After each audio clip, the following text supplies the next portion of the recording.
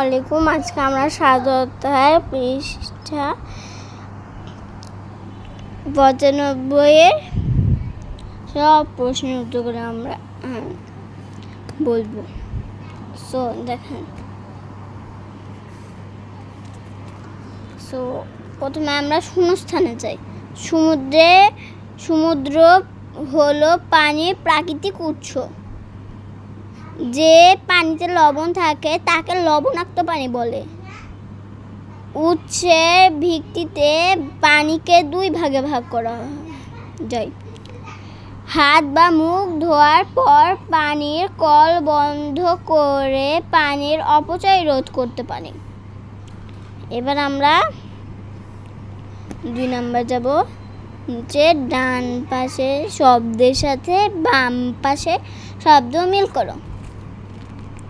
বৃষ্টির পানির প্রাকৃতিক উৎস। পুকুর মানুষের তৈরি উৎস।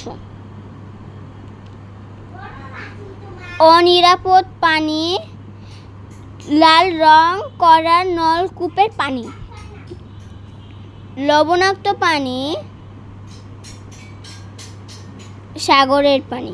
নিরাপদ পানি ফুটানো পানি। আমরা সঠিক উত্তর এখন আসি। সঠিক উত্তরে টিক চিহ্ন দাও। নিচে কোনগুলো পানির প্রাকৃতিক উৎস? বৃষ্টি, নদী, সাগর। ২ নম্বর, নিচে কোন পানি পান করা নিরাপদ? নয়, লাল রং করা নলকূপের পানি। নিচে কোনটি পানি অপচয় নয়? কাপড় ধোয়ার সময় অতিরিক্ত পানি ব্যবহার করা। গাইস, আমি আপনাদের আরেকবার বলে দিচ্ছি। সমুদ্র হলো পানির প্রাকৃতিক উৎস। যে পানিতে লবণ থাকে তাকে লবণাক্ত পানি বলে। উৎসের ভিত্তিতে পানিকে ২ ভাগে ভাগ করা যায়। হাত বা মুখ ধোয়ার পর পানির কল বন্ধ করে পানির অপচয় রোধ করতে পারি। বৃষ্টির পানি প্রাকৃতিক উৎস। পুকুর মানুষের তৈরি উৎস। অনিরাপদ পানি লাল রং করা নলকূপের পানি। লবণাক্ত পানি সাগরের পানি। লবণাক্ত পানি বলছি এটা। অনিরাপদ পানি লাল পানি, লবণাক্ত পানি সাগরের পানি। নিরাপদ পানি ফুটানো পানি।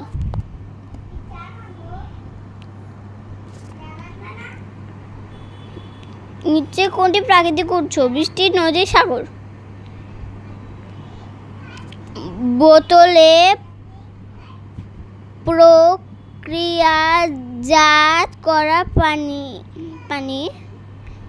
নিচে কোন পানি নিরাপদ? সবুজ নলকূপের পানি। নয়, লাল নলকূপের পানি।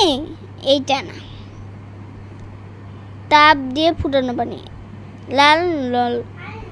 লাল রং করা নলকূপের পানি। নিচে কোনটি পানির অপচয় নয়? কাপড় ধোয়ার সময় অতিরিক্ত পানি ব্যবহার করা। আপনার এই অনুশীলনটা বুঝছেন ৭ অধ্যায়ের।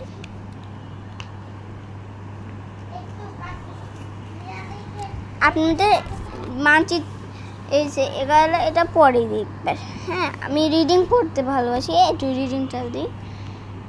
পৃথিবীর মানচিত্রটি দেখি কি মনে হয়? পৃথিবীর উপরিভাগে ৪ ভাগে প্রায় ৩ ভাগই পানি। কিন্তু এসব পানি ব্যবহার উপযোগী নয়, তাই না? আমরা নানা কাজে প্রচুর পানি ব্যবহার করি। পানি পান করি।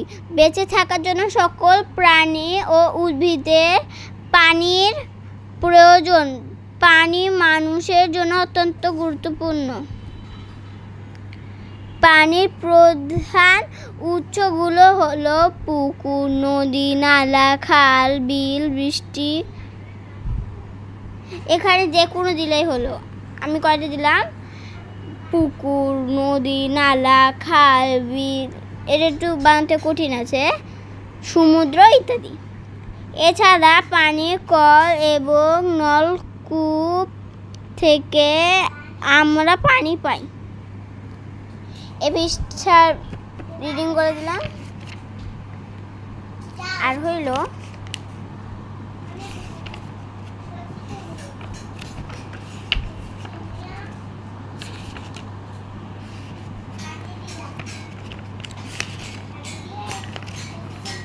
এগুলা প্রাকৃতিক উৎস। দেখেন সাগর, নদী, এগুলা প্রাকৃতিক উৎস। আর হলো মানুষের তৈরি উৎস। দেখেন পুকুর, কল, টিউবওয়েল, কুয়া।